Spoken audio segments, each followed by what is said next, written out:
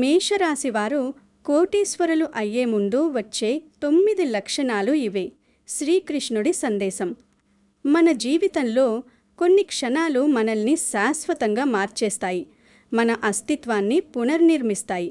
అప్పటి వరకు మనం అనుభవించిన చీకటిని చిలుచుకుంటూ ఒక అద్భుతమైన కాంతి రేఖ మన జీవితంలోకి ప్రవేశిస్తుంది. సరిగ్గా అలాంటి ఒక దివ్యమైన క్షణం ఈరోజు మీ ముందుకొచ్చింది. ముఖ్యంగా మేషరాశి వారి జీవితంలో గత కొన్ని సంవత్సరాలుగా ఎదుర్కొంటున్న ఆ కటిక చీకటి నుండి, ఆ కన్నీటి గాథల నుండి విముక్తి లభించే సమయం ఆసన్నమైందని చెప్పడానికి సాక్షాత్తు ఆ శ్రీకృష్ణ పరమాత్మ సూచించిన కొన్ని రహస్య సంకేతాలే సాక్ష్యం. పురాణ శాస్త్రాల ప్రకారం సాక్షాత్తు ఆ గోపాలకృష్ణుడు ఒక మనిషి జీవితంలో అదృష్టం తలుపు తట్టే ముందు ఎలాంటి లక్షణాలు కనిపిస్తాయో నారద మహర్షికి వివరించారు. ఈ సంకేతాలు మీలో ఉంటే మీరు త్వరలోనే కోటీశ్వరులు కాబోతున్నారని, మీ కష్టాలన్నీ తీరిపోబోతున్నాయని అర్థం. ఇది కేవలం జ్యోతిష్య శాస్త్రం చెప్పే మాట కాదు. ఇది స్వయంగా శ్రీకృష్ణుడు మీకోసం రాసిన ఒక సువర్ణ అధ్యాయం. ఆ పరమ సత్యం మీకు తెలిసిన క్షణంలో మీ కళ్ళ నుంచి ఆనంద భాష్పాలు ఆగకుండా ప్రవహిస్తాయి.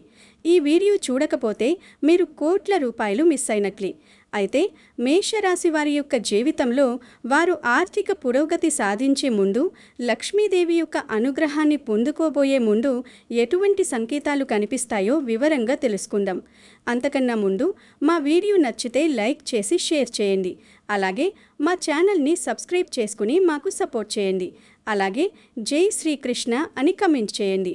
జ్యోతిష్య శాస్త్ర మహాసముద్రంలో మేషరాశికి ఒక అత్యంత విశిష్టమైన స్థానం ఉంది.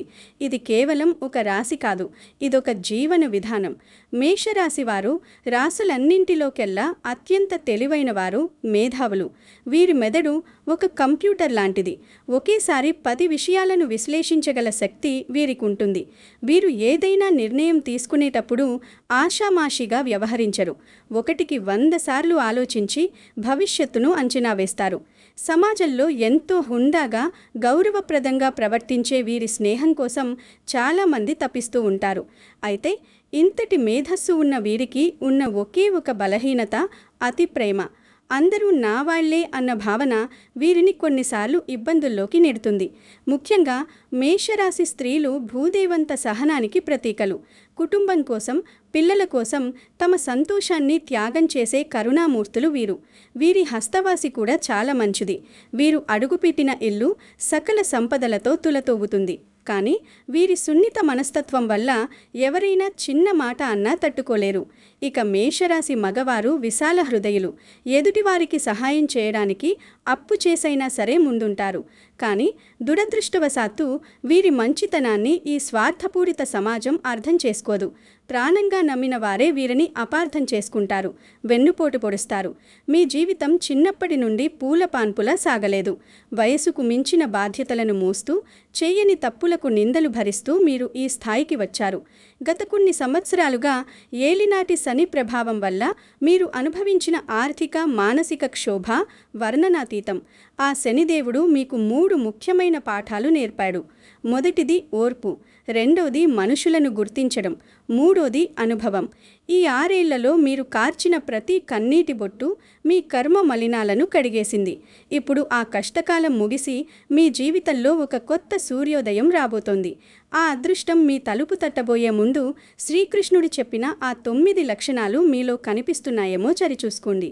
శ్రీకృష్ణుడు చెప్పిన మొదటి లక్షణం ఈశ్వర స్మరణతో రోజును ముగించడం.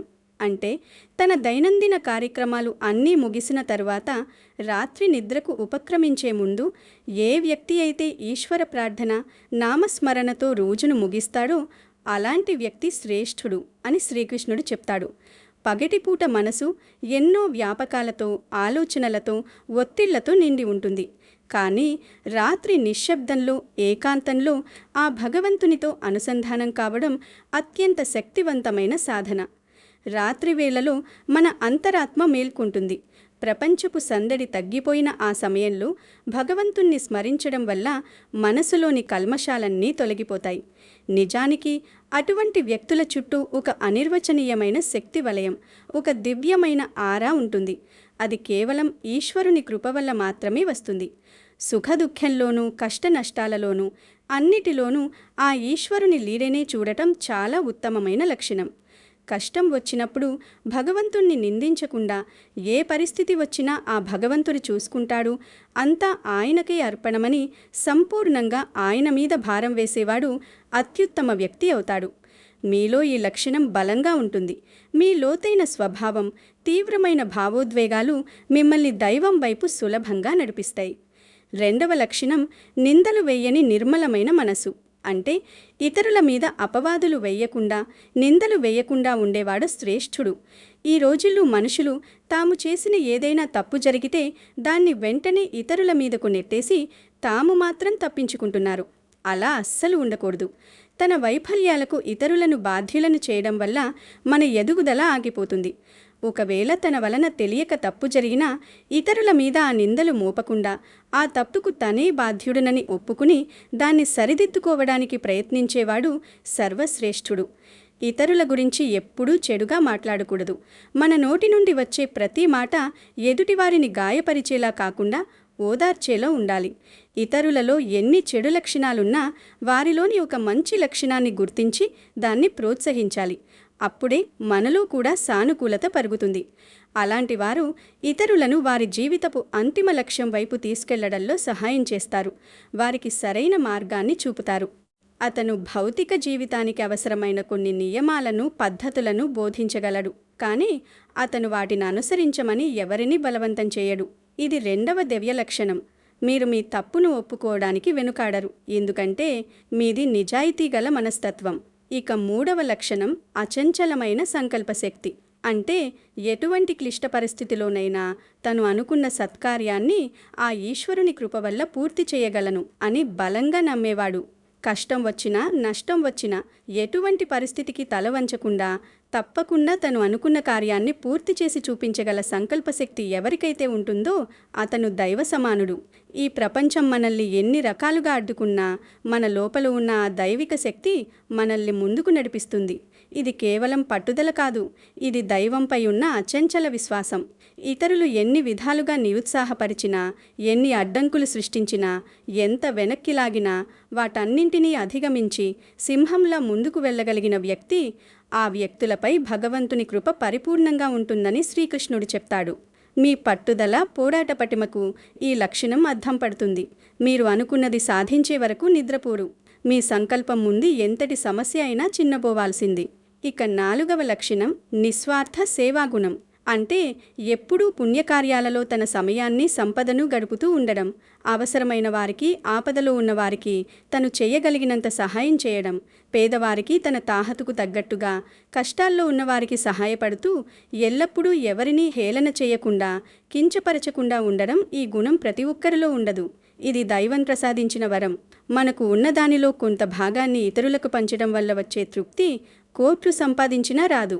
ఇతరుల పేదరికాన్ని చూసి వారిని అవమానించకుండా ఆదరంతో సహాయం చేస్తూ ఇతరులు కూడా సహాయం చేసేలా ప్రేరేపించడం అనేది చాలా గొప్ప విషయం. లోకల్లో స్వార్థం పెరిగిపోతున్న ఈ కాలంలో నిస్వార్థంగా ఆలోచించడం అనేది ఒక దైవిక లక్షణం. అందరిలోనూ ఈ లక్షణాలు కనిపించవు. కేవలం ఈశ్వరుని కృప వల్ల జగమంతా ఈశ్వరమయమే అని భావించే వారిలో మాత్రమే ఇటువంటి కరుణామయ లక్షణం కనిపిస్తుంది. షరతులు లేని ప్రేమ మీ యొక్క ప్రాథమిక గుర్తు. మీరు ఇతరులను అంచనా వేయరు, విమర్శించరు. మీ హృదయం కరుణతో నిండి ఉంటుంది. ఇక ఐదవ లక్షణం ముందుగానే గ్రహించగలిగే అంతర్దృష్టి. అంటే ఇతరులకు ఏమాత్రం నష్టం కలిగించకుండా తన పని తాను చేసుకుని బ్రతకడం. ఇతరుల ధనాన్ని ఆశించకుండా లేదా ఒకరికి వచ్చిన కీర్తిని చూసి అది తన వల్లే వచ్చింది అని గర్వపడుతూ ఉండకుండా, ఎవరికీ ఎటువంటి నష్టం కలిగించకుండా తన ధర్మాన్ని, తన గుణాన్ని కాపాడుకోగలగాలి. అలాగే ఇతరుల మీద ఆధారపడకుండా స్వశక్తితో జీవించాలి.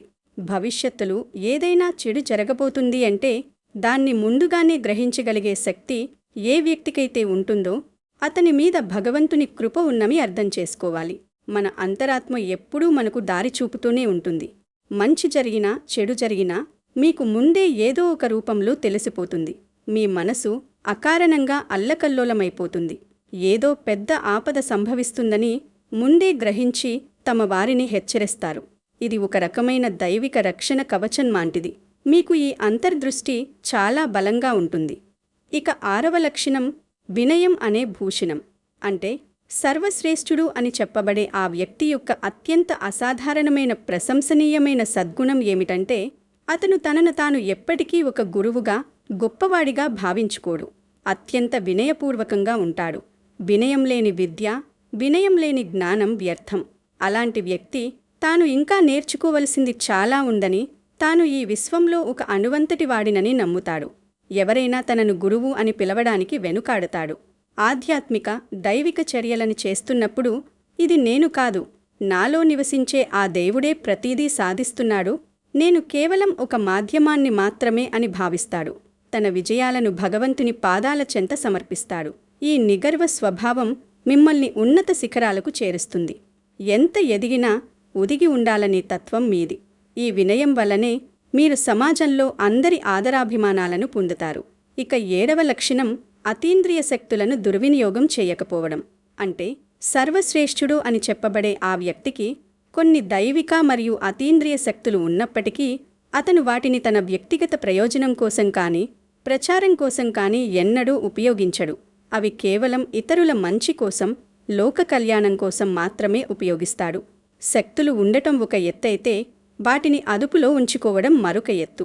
అతను ఎప్పుడూ ఎవరినీ ఆదేశించడు, ఇలా చేయని ఆజ్ఞాపించడు. కేవలం ప్రేమతో ఒక సలహా మాత్రమే ఇస్తాడు. అతను ఎప్పుడూ ప్రజలలో భయాన్ని సృష్టించడు, కానీ వారిలో ప్రేమను మరియు ధైర్యాన్ని మాత్రమే నింపుతాడు. అతను ఎప్పుడూ ఎవరినీ అసహ్యించుకోడు, బదులుగా వారి ఆత్మగౌరవాన్ని పెంపొందించడంలో సహాయకారిగా ఉంటాడు. తన శక్తులను ప్రదర్శించి పేరు ప్రఖ్యాతులు సంపాదించాలనే ఆలోచన కూడా మీకు రాదు. ఆ శక్తులు తనకు భగవంతుడిచ్చిన బాధ్యతగా భావిస్తారు. ఇక 8వ లక్షణం దైవిక సుగంధ పరిమళం. అంటే సర్వశ్రేష్ఠుడు అని చెప్పబడే ఆ వ్యక్తి చుట్టూ ఎప్పుడూ ఒక పరిమళభరితమైన సువాసన వ్యాపించి ఉంటుంది. మాటల్లో చెప్పలేని ఒక దివ్యమైన సుగంధం వారి చుట్టూ వెదజల్లుతూ ఉంటుంది. అగరబత్తి వెలిగించినట్టు, చందనం చల్లినట్టు, కర్పూరం వెలిగించినట్లు, లేదా తాజా పూల పరిమళాలున్నట్టు అలా కొన్ని పవిత్రమైన సువాసనలు వారి చుట్టూ ఎప్పుడూ ఉంటుంటాయి. మన శరీరం ఆత్మ యొక్క ప్రతిబింబం. ఆత్మ పవిత్రంగా ఉన్నప్పుడు శరీరం నుండి వచ్చే కంపనాలు దివ్యమైన సువాసనలను వెదజల్లుతాయి. ఇది వారి శరీర స్వచ్ఛత మరియు ఆత్మ యొక్క పవిత్రతకు నిదర్శనం. ఆ ఈశ్వరుని కృప ఉంటేనే వారి చుట్టూ ఇటువంటి దివ్యమైన శక్తి వలయం, సుగంధ పరిమళం ఉంటాయి. ఇది భౌతికమైన సువాసన కాదు, ఇది ఆత్మ యొక్క సుగంధం. అటువంటి వ్యక్తుల దగ్గర కూర్చుంటే మనకు తెలియకుండానే ప్రశాంతత కలుగుతుంది. ఇక 9వ లక్షణం బ్రహ్మముహూర్తంలో మేల్కొనడం. మన సనాతన శాస్త్రాలలో బ్రహ్మముహూర్తానికి ఎంతో ప్రాముఖ్యత, ఆవశ్యకత ఉంది. దానిని దేవతలు ఈ భూమిపై సంచరించే సమయం అని కూడా అంటూ ఉంటారు. అది దేవతల సమయం. ఆ సమయంలో మేల్కొనడం వల్ల బుద్ధి చురుగ్గా మారుతుంది. ఆ సమయంలో మనసు అత్యంత ప్రశాంతంగా ఉంటుంది. ప్రకృతి కూడా చాలా శాంత స్వభావం కలిగి ఉంటుంది. అటువంటి పవిత్రమైన సమయంలో నిద్రలేవడం చాలా ఉత్తమమైన లక్షణం. సూర్యోదయానికి ముందే నిద్రలేవడం వల్ల రోజు మొత్తం ఉత్సాహంగా ఉంటుంది. ఎవరైతే బ్రహ్మముహూర్తంలో అంటే సుమారు ఉదయం 4 నుండి 5 గంటల 30 నిమిషాల మధ్య మేల్కొని వారి దైనందిన కార్యక్రమాలకు ఉపక్రమిస్తారో వారిలో ఒక దృఢమైన దైవిక శక్తి ఉంటుంది. వారు శాంత స్వభావులుగా ఉంటారు. అనవసరంగా ఒకరితో వాదులాడడానికి లేదా తగువులు పెట్టుకోవడానికి ఎప్పుడూ ఇష్టపడరు. ఈ సమయంలో చేసే ధ్యానం, ప్రార్థన నేరుగా భగవంతుడికి చేరుతాయి. ఈశ్వరుని చరణాలయందే పరమానందాన్ని పొందే వ్యక్తులు సర్వశ్రేష్ఠులు. ఇతరులను మోసం చేయకుండా తన పని తాను చేసుకునేవాడు, తన కార్యక్రమాలను సక్రమంగా నిర్వర్తించేవాడు శ్రేష్ఠుడు అని చెప్పబడింది. ఈ చెప్పిన 9 లక్షణాలు ఎవరిలో అయితే ఉంటాయో వారు సాక్షాత్తు ఆ శ్రీకృష్ణ పరమాత్మకు అత్యంత ప్రియమైనవారు. వారు తమ జీవితంలో ఎన్నో కష్టాలను ఎదుర్కొన్నప్పటికీ చివరికి విజయం వారినే వరిస్తుంది. భగవంతుడు వారిని ఎప్పుడూ ఒంటరిగా విడిచిపెట్టడు. ఈ 9 లక్షణాలు మీలో కూడా ఉన్నాయో లేదో ఒకసారి సరిచూసుకోండి. ఈ లక్షణాలు మీలో ఉండటం అంటే ఆ దైవ అనుగ్రహం మీపై పరిపూర్ణంగా ఉందని అర్థం. భగవంతుని కృప మీపై ఉందని మీరు గమనించినట్లయితే మీ భవిష్యత్తు ఎంతో ఉజ్వలంగా ఉంటుంది. ఆ కృష్ణ పరమాత్మ కృప వల్ల మీ కష్టాలన్నీ తొలగిపోయి సుఖశాంతులతో మీరు వృద్ధిలోకి వస్తారు. ఈ లక్షణాలు కలిగి ఉన్న వ్యక్తులు సమాజంలో గౌరవించబడతారు. వారి మాటలకు సమాజంలో ఒక విలువ ఉంటుంది. వారిని చూసి 10 మంది స్ఫూర్తి పొందుతారు. కాబట్టి ఈ దైవిక గుణాలను కాపాడుకుంటూ ముందుకు సాగండి. మీ జీవితంలో అద్భుతాలు జరగబోతున్నాయి. మీ జీవితంలో జరగబోయే ఈ మార్పులు కేవలం భౌతికమైనవి మాత్రమే కాదు, ఇవి ఆధ్యాత్మికంగా కూడా మిమ్మల్ని ఎంతో ఉన్నత స్థానంలో నిలబెడతాయి. గతాన్ని తలుచుకుని కృంగిపోకండి. మీకు జరిగిన అన్యాయాలన్నీ ఆ భగవంతుడు చూసుకుంటాడు. మీరు కేవలం మీ ధర్మాన్ని మీరు పాటించండి. మీ సంకల్పాన్ని బలంగా ఉంచుకోండి. మీలోని ఆ సేవాభావాన్ని, వినయాన్ని ఎప్పుడూ వదులుకోకండి. అప్పుడే మీరు ఈ ప్రపంచానికి ఒక వెలుగులా మారతారు. ప్రతి ఒక్కరిలోనూ ఏదో ఒక దైవిక లక్షణం ఉంటుంది. దాన్ని గుర్తించి మెరుగుపరుచుకోవటమే మన జీవిత పరమార్థం. ఈ ప్రపంచంలో మీరు చేసే ప్రతి మంచి పని 10ంతలై మీకు తిరిగి వస్తుంది. కష్టాలు అనేవి మనల్ని పరీక్షించడానికే వస్తాయి, కానీ మనల్ని నాశనం చేయడానికి కావు. మీరు పొందిన ప్రతి అవమానం రేపు మీకొక సన్మానంగా మారుతుంది. మీరు కార్చిన ప్రతి కన్నీటి బొట్టు రేపు ఆనంద భాష్పంగా మారుతుంది. ఆ నమ్మకంతో ముందుకు సాగండి. మీ దైవభక్తి, మీ నిజాయితీ మీకు ఎప్పుడూ రక్షణగా ఉంటాయి. ఆ పరమేశ్వరుని ఆశీస్సులతో మీ కుటుంబ సభ్యులందరూ ఆయురారోగ్య అష్టైశ్వర్యాలతో వర్ధిల్లాలని మనస్ఫూర్తిగా కోరుకుంటున్నాను. ఈ వీడియోలో చెప్పిన విషయాలు మీ హృదయాన్ని తాకితే దయచేసి ఒక చిన్న లైక్ చేసి మీ మద్దతును మాకు తెలియజేయండి. మీ ఒక్క లైక్ వల్ల ఈ జ్ఞానం లక్షలాది మందికి చేరుతుంది. వారి జీవితాల్లో వెలుగులు నింపుతుంది. మీరిచ్చే ఆ ఒక్క లైక్ వల్ల ఈ వీడియో మరికొంతమంది మిత్రులకు చేరుతుంది. వారు కూడా ఆ కృష్ణ భగవానుని మాటలను వినే భాగ్యం పొందుతారు. భక్తితో జై శ్రీకృష్ణ అని కమెంట్ చేయండి.